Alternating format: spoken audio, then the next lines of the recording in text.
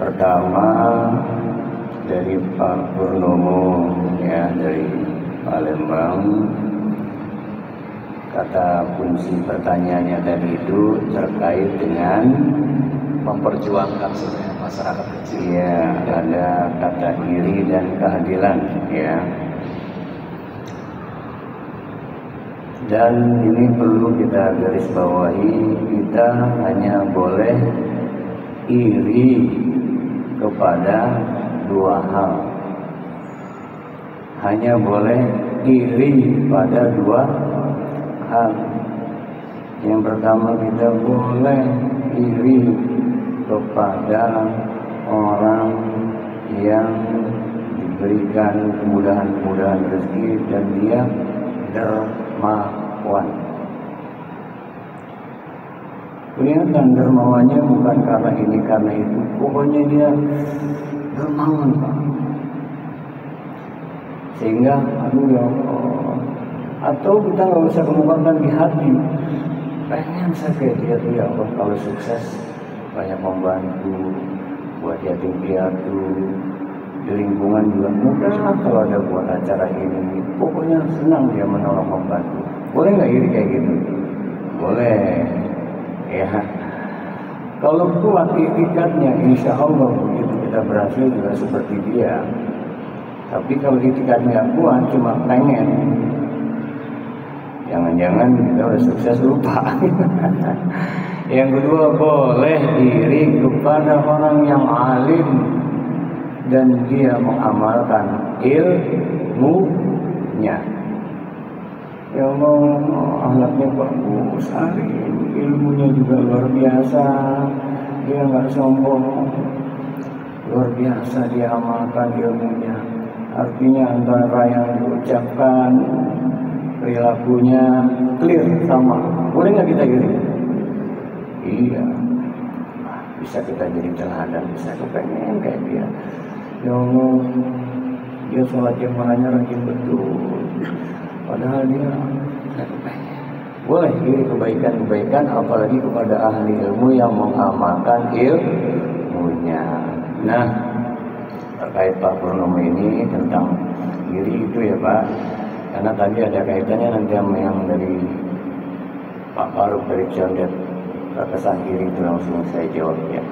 Kemudian tentang keadilan, setiap hari Jumat ya, setiap hari Jumat khotib menutupnya apa?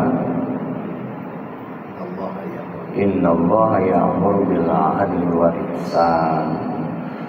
Innallaha, asmanya Allah, ya'muru bil 'adl, memerintahkan untuk berlaku adil wal ihsan, dan juga selalu berbuat kebaikan.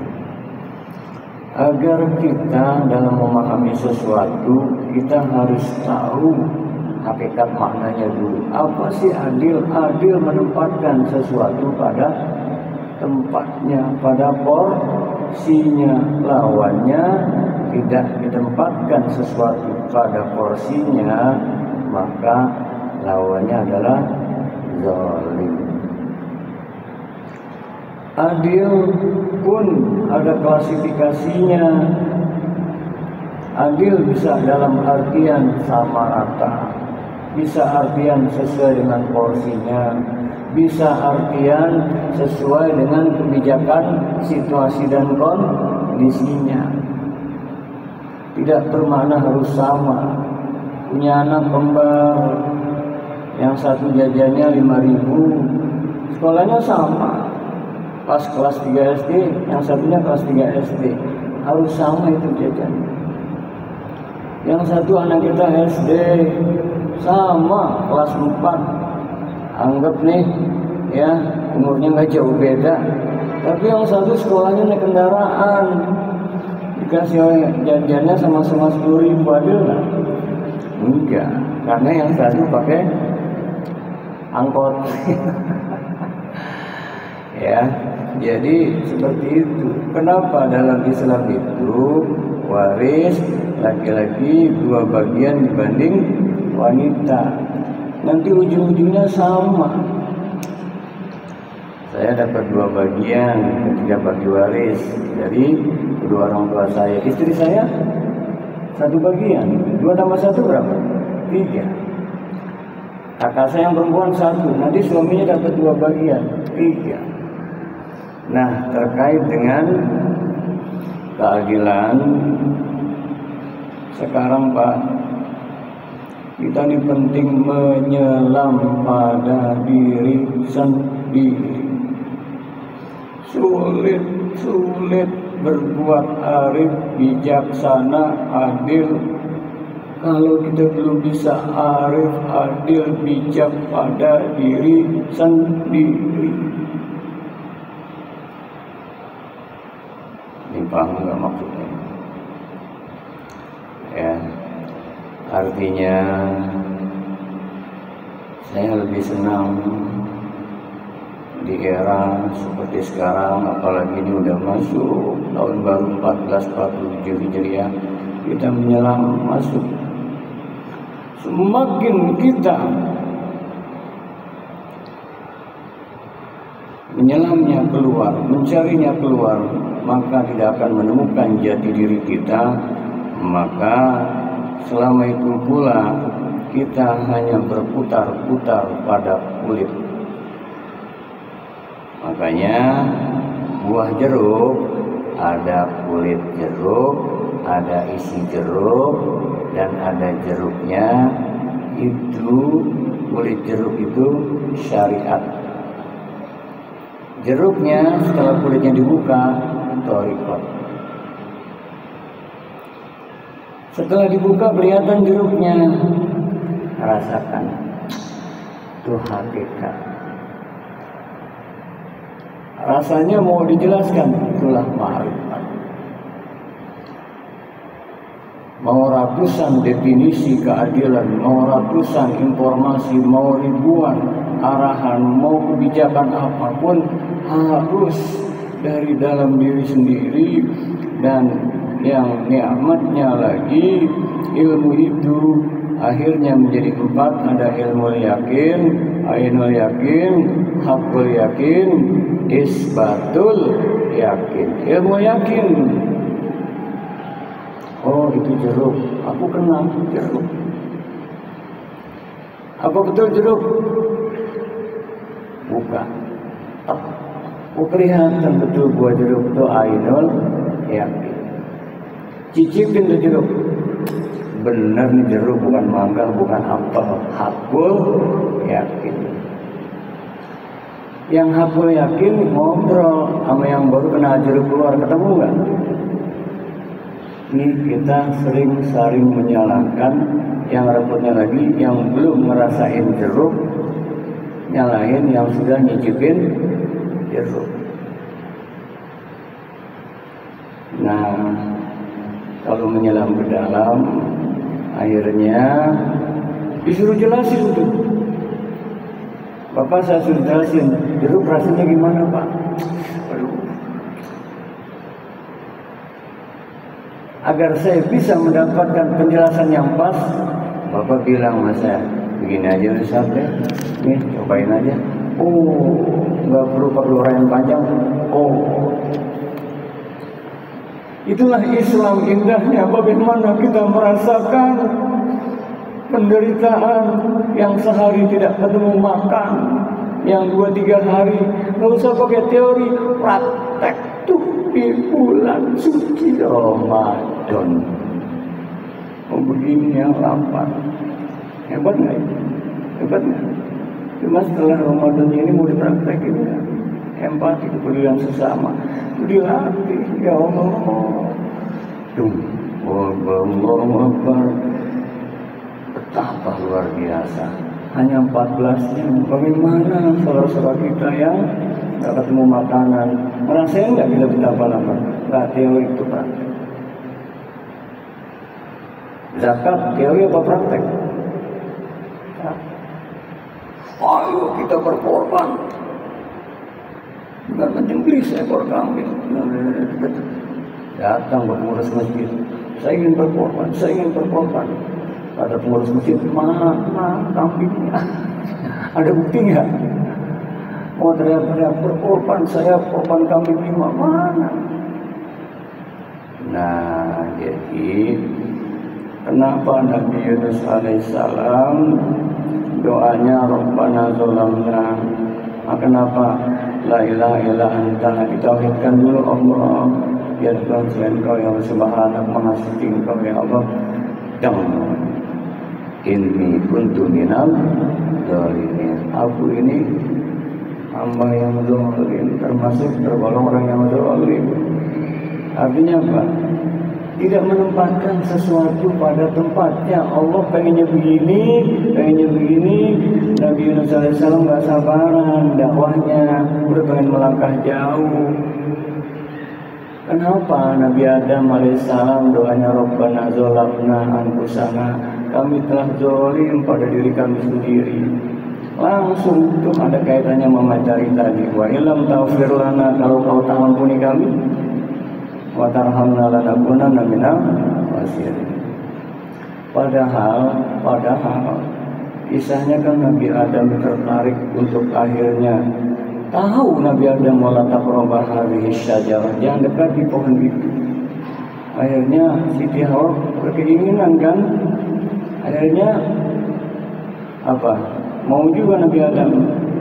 Tapi anehnya Nabi Adam menariknya, harus kita ambil pelajaran. Doanya enggak ngedumel nyalain Siti Hawa. Aduh, gara-gara bini gue nih. Kalau bahasa sekarang, gara-gara Siti Hawa jadi diturunkan ke muka bumi. Kayak gitu enggak? Enggak. Rabbana zalamna, diakui saja. Apa? Mau dirayu sekian lama, mau dirayu beberapa kali, kalau punya prinsip enggak? Jangan Hawa, jangan. Dia enggak nyalain, akhirnya melemahkan ikut. Nah, jadi terkait dengan keadilan, setiap Jumat sudah para khatib dalam khutbah akhirnya sebelum wala dzikrullahi akbar, karenanya ujungnya apa? Wala dzikrullahi akbar, dan selalulah ingat Allah, agungkan Allah. Dan ya bagus sudah, makanya istilah yang kelima, keadilan sosial bagi seluruh rakyat Indonesia. Menurut saya, agar keadilan terwujud, kita harus adil pada diri kita sendiri. Ketika kita iri, hasad, hasud, dengki, itu namanya zalim, karena Allah nggak memerintahkan itu. Yang Allah perintahkan apa? Ketika kita tidak mau memaafkan, padahal Allah memerintahkan fa'fu anhum wastaghfir lahum. Ketika kita tidak ada maaf bagimu, zalim nggak kita? Zalim. Bersikap adil nggak? Enggak. Berarti kita kalau nggak bisa mengadili diri kita sendiri, bagaimana mengadili orang lain? Kalau kita saja sama diri kita nggak adil, kemudian kenapa kaitannya dengan materi? Kok kita jadi sering menggerutu? Kaitannya yang pertama, ketika menggerutu itu sebuah kezaliman.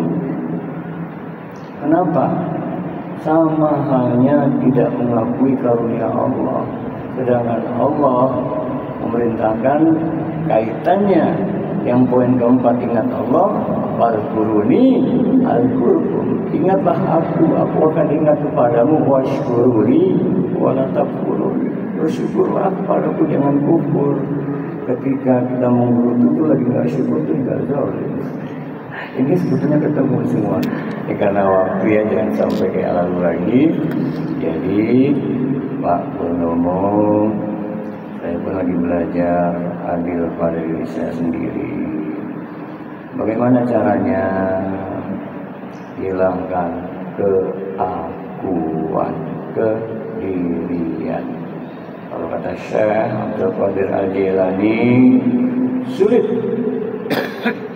kita berbuat untuk istiqomah di jalan Allah. Dan kaitannya dengan keadilan, Al-Quran sudah amat sangat jelas, i'dilu wa aqrabu lit takwa. Berbuat adillah dia dekat pada takwa. Bagaimana kita sama diri kita saja sering zalim. Contoh zalim pada diri kita sendiri.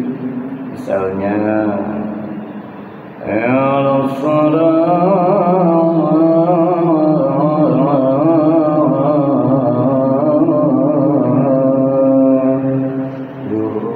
1, setengah 2, jam 2 lewat aja itu udah zalim. Dan berarti itu udah gak adil sama diri kita sendiri. Seolah-olah kalau malaikat bisa ngomong di hadapan kita, giliran urusan rupiah terus itu cuma bentar, ya paling bodoh masalah 12 menit lolos asar juga enggak, lolos lagi. Boleh nggak? Dia bisa buat adil nggak sama diri sendiri? Gimana mau berbuat keadilan terhadap sesama? Kalau dia bisa adil pada dirinya, ya insya Allah dia bisa terapkan pada keluarganya, pada lingkungannya, ya. Jadi saya lebih senang tuntutlah diri kita sebelum kita menuntut hal yang lain. Karenanya prinsip keadilan itu kita akan sulit melihat sesuatu dengan adil. Nah, kita yang sendiri nggak adil dalam melihat segala sesuatu, sering subjektif, bahkan sering atas persepsi diri kita sendiri, sehingga kita sulit membedakan kebenaran dan pembenaran. Yang sering terjadi pembenaran, sedangkan al-haqqu min rabbik, kebenaran dari Allah, kebenaran abadi, kebenaran pada waktunya akan tergoyahkan. Berprinsiplah kepada kebenaran abadi, yakni hati kita hanya kita pautkan pada Allah. Kalau Allah memerintahkan keadilan, ya Allah berarti sama ini. Tuh, ya. Baik, yang kedua nih Pak Faruk dari Condet, apakah boleh kita iri? Ya, terus lagi menyikapi dengan Zionis kita menjadi sumpah serapah. Jujur kalau buat saya pribadi, saya bingung kalau ada orang sumpah serapah. Rujukannya dari mana? Walaupun kepada yang memusuhi. Karena prinsipnya Rasulullah Nabi kita Muhammad SAW dakwah ditimpukin, bukan disambut disambitin. Orang dakwah enak dapat angkot. Ini dakwah di kota Taif, ya Allah, yang memeluk Islam cuma satu, namanya Dasim, penjaga kebun anggur. Ibu malaikat yang gak ada nafsunya, jengkel, benar-benar nih penduduk kota Taif. Sampai kalau Rasul izinkan mau dihabisi tuh gunung-gunung biar rata, biar semua yang nggak tahu siapa Rasul berbuat seperti itu habis, mau di bumi hanguskan, seolah demikian oleh malaikat. Rasul bilang jangan. Innaka la tahdi bainahum la ya'lamun. Mana abah? Bukan disumpahin jelek, didoain sama Rasul itu. Allahumma hdi qaumi fa innahum la ya'lamun. Ya Allah, berilah hidayah pada kaum yang nggak tahu. Jadi bapak orang terpandang datang dicuekin, gak usah jengkel, dia nggak tahu siapa kita, dan dia juga pengetahuannya masih seperti itu. Akhirnya sekarang kota Taif berhasil kan? Tuh yang umrah terziarah ke Taif. Yang ngeludahin, dia nggak tahu siapa itu, gue diludahin. Kan bahasa Betawi ini gitu. Walat tuh gue kiai, walat tuh gue, aduh deketan ngomong nggak gitu Rasulullah. Tapi yang diludahin sakit malah datang di nomor 1 buah roti. Dan begitu pun tanda petik, bahkan saat perang, ayat perang nih, waqatilu fi sabilillahi wa la yuqatilunakum alla ta'tadu, perangilah orang yang memerangimu dan jangan melampaui batas. Sekarang kalau sumpah serapah melampaui batas nggak? Aduh gampang, ya Allah. Ini juga ya. Jadi kita ada suasana yang memang kondisinya tertentu, perangi dan jangan melampaui batas. Makanya dalam perang itu anak-anak, wanita kan ada itu kaidah-kaidah, nggak boleh melampaui batas. Bagaimana memperlakukan tawanan perang dan sebagainya, nggak boleh melampaui batas. Itulah sebabnya Rasulullah setelah Fathul Mekah, padahal sebelumnya Rasul sampai hijrah, sampai mau dibunuh, tapi setelah kejayaan diraihnya, inna fatahna laka fathan mubina liyaghfira laka Allahu ma taqaddama min dzambika wa ma ta'akhkhar, dan seterusnya sampai Allah berikan wa yutimma ni'matah 'alaika wa yahdiyaka siratan mustaqima. Saat itu Fathul Mekah, mereka yang mengusir Rasul, bahasa Betawinya jiper. Waduh, takutnya Rasul beserta pengikut-pengikut sahabat-sahabat dan umatnya balas dendam dan sudah menang. Enggak, tetap aman mereka. Itu enggak. Akhirnya apa yang terjadi? Idza ja'a nasrullahi wal fath. Kalau sudah datang pertolongan Allah, akhirnya wa ra'aitan nas yadkhuluna fi dinillahi afwaj. Malah berbondong-bondong. Dan ingat misi Rasulullah SAW, innama bu'istu liutammima makarimal. Saya nggak pernah menemukan riwayat Rasul sampai mengutuk siapapun. Jangankan manusia, jangankan bangsa, setan, iblis. Kita hanya berlindung. A'udzubillahi minasyaitonir. Aku berlindung dari tipu muslihat godaan setan yang itu kan bahasa Indonesia terkutuk, sebetulnya dikutuk. Kita hanya berlindung. Emang sudah terkutuk oleh iblis, terkutuk. Tidak, paling Allah hanya memperjelas, wala tattabi'u khutuwatis syaitan innahu lakum aduwwum. Jangan kau ikuti langkah-langkahnya, itu memang musuh yang jelas nyata. Nah, jadi nanti kalau diurai panjang ya, dan terkait dengan perilaku Zionis dan sebagainya itu ya boleh, kan kita sudah ada paling sebatas doa, Allahumma mansur ikhwanana al-muslimin al-mujahidin fi Palestina. Rasanya sudah cukup. Ya Allah, Allah mansur, Allah ya Allah ikhwanana al-muslimin, saudara-saudara muslimin al-mujahidin, dan orang-orang berjuang di jalan ya Allah di Palestina. Kalau mau dikembangkan dibeli makan. Kalau sudah dapat pertolongan Allah nanti ya Allah fa'aidihim.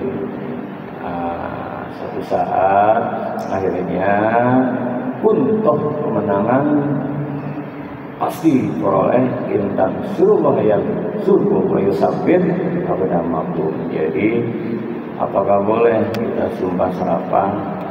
Kalau saya sebaiknya doakan, dalam arti untuk kan misinya semua perdamaian, sampai lagi doanya sampai dipublikasikan. Waduh, itu kan sampai jadi nggak apa-apa ya. Baik, karena ini waktu, kemudian ibu orang yang pura-pura ngeluh ini memang ada, karena takut dipinjam duitnya, karena takut. Ada yang pura-pura, ada yang adaptasi untuk ngimbangin, tergantung niatnya. Aduh Pak, ya nih uang gue lagi repot. Sama, padahal dia lagi kencang, cuma takut dipinjam, Pak, itu namanya pura-pura mengeluh. Tapi ada juga yang ngimbangin. Saya juga ada persoalan. Ya udah tenang aja, yang begini. Sama, saya juga lagi kurang, cuma saya ada sedikit. Itu namanya dia pura-pura mengeluh agar terkesan dia juga ikut merasakan, saya juga ada kok prinsipnya. Dia hanya berbagi rasa. Yang nggak boleh adalah pura-pura mengeluh karena takut dibilang dia layak, sudah ketakutan duluan. Ya, nggak boleh itu seperti itu. Dan yang nggak boleh lagi mengeluh dalam arti pura-pura, payah. Cuma agar dibilang dia ikut susah untuk ada tipu muslihat dan sebagainya. Ya, payah. Kenapa? Lemes banget saya puasa hari ini. Biar nggak ketahuan dia nggak puasa, udah nggak puasa pura-pura mau parah nggak? Jadi semua yang pura-pura tidak baik. Makanya beda antara strategi taktik dengan pura-pura. Contoh yang gamblang, Rasulullah saat duduk ada orang yang lari di hadapan Rasulullah, udah kurus kering badannya. Gak lama ada orang lewat bawa pedang, badannya besar. Wahai Tuhan, apakah kau lihat ada orang tadi lewat sini? Saya mau habisi dia. Waduh, kata Rasulullah, kalau saya kasih tahu, saya belum tahu masalahnya. Rasul berdiri. Sejak aku berdiri, aku tidak melihat orang, melainkan hanya kamu. Tadi duduk, itu namanya strategi lain. Jadi, ya semenjak saya berdiri, saya nggak lihat. Akhirnya orang itu arahnya ke sana. Selamat gak yang ini? Selamat, sebab kalau dulu juga kan tebas-tebasannya masalahnya belum tahu. Itu nggak? Itu namanya strategi, bukan pura-pura. Baik, dan ibu yang nomor 4 wajah dari Bandung, ya, kita tetap, saya punya prinsip, dan ini sebetulnya prinsip yang diambil oleh para rasul, para nabi, siddiqin, syuhada, sholihin. Maaf, beribu maaf, saya harus katakan, yang membuat hati kita terluka sesungguhnya bukan faktor eksternal, tapi diri kita sendiri yang masih gampang tersulut, sehingga ibarat kulit, kalau kulitnya bagus nggak ada luka ataupun baik-baik saja, mau diolesin spiritus betadine nggak perih. Tapi kalau udah ada luka sedikit aja, dikasih air spiritus cairan, pedih nggak? Pedih. Nah, kita belum seberapa. Rasulullah innaka la majnun, dibilang gila. Sekalinya bagus sedikit, ini inna hadza la sihrun mubin, itu masih aja yang nyata. Nggak apa-apa. Kalaupun kita dihina, memang saya masih buruk.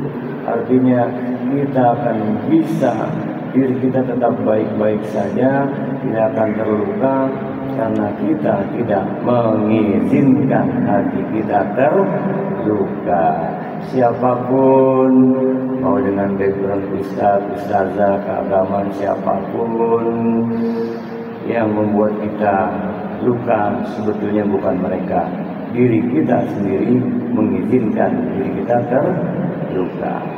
Jadi karena hakikatnya kalau sudah kita mantap pada Allah Subhanahu wa Ta'ala, kalaupun kita dihina, dikoreksi, memang boleh jadi terima kasih, iya ya, ternyata saya kurang baik, dia nggak akan terluka. Kalaupun dia sudah baik, kemudian dia menuduh dia tidak baik, nggak apa-apa, mungkin dia belum tahu. Wawasan pengetahuannya hanya sebatas itu, hanya sebatas kulit. Sebetulnya sama, itu jeruknya, jeruk jeruk Bali, ini jeruk ini, sebetulnya sama-sama jenis jeruk, tapi yang satu mengaku paling jeruk, seolah-olah yang jeruk lain bukan jeruk. Jadi kita maklum saja, karena pengetahuan yang menilai belum luas. Ketika kita terluka, berarti kita belum memahami dia. Ya, jadi teruslah kita masuk ke dalam diri kita, insya Allah Allah jadikan 4 hal tadi yang kita bahas. Pertama, apa yang juga kita menggerutu. Nah, kalau kita masih terluka, sama juga kita tidak ridho. Karena semua nggak ada daun yang jatuh. Dia berbuat seperti itu. Kenapa dia melontarkan kata-kata yang tidak baik? Kalau bicara ilmu, hakikat, itu dihadirkan untuk menguji kesabaran kita. Itu dihadirkan untuk kita ridho. Enggak.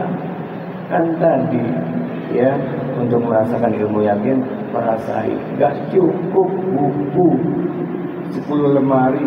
Kita diuji, ujian para rasul tuh, para nabi, para ulama nyata. Jadi kalau kita dakwah, tadi ibu yang dari Bandung wajah, saya kan ini tapi gini, biar saja. Justru fa'fu anhum wastaghfir lahum wa syawirhum fil amr fa idza azamta fatawakkal 'ala Allah. Ya. Nah, maafkan, mohonkan ampun, bermusyawarahlah. Mana musyawarah yang paling mendasar? Musyawarah pada diri sendiri. Kalau masih kita marah, kita belum mendamaikan, akhirnya kita harus mampu berdamai pada diri kita sendiri. Oh ya Allah. Ya, sebagai penutup, makanya saya tertarik dengan kalimat yang dikemukakan oleh Buya Hamka ketika ditanya oleh muridnya, Buya dulu ngajarin saya begini, Buya katanya kalau begini, kok sekarang berubah Buya? Apa jawaban Buya Hamka? Betul, dulu yang saya lakukan sebatas ilmu saya baru sampai di situ. Ternyata setelah ditelusuri, oh begini. Jadi bukan berubah, meningkat justru. Bukan hanya sebatas melihat jeruk, setelah sapu cicipi begini. Tuh ya, boleh jadi ibu tadi biarkan saja, mau siang pakai. Nanti satu saat kita doakan, kita maafkan. Ya Allah, akhirnya dia menyadari, astagfirullahaladzim, ya Allah, yang saya lakukan kurang tepat, astagfirullah. Akhirnya bisa jadi dia berdoa, ya Allah, mereka yang pernah terluka, beri angkat derajatnya suatu saat begitu, tanpa merusak hati kita sendiri. Demikian bagian ya. Baik, demikian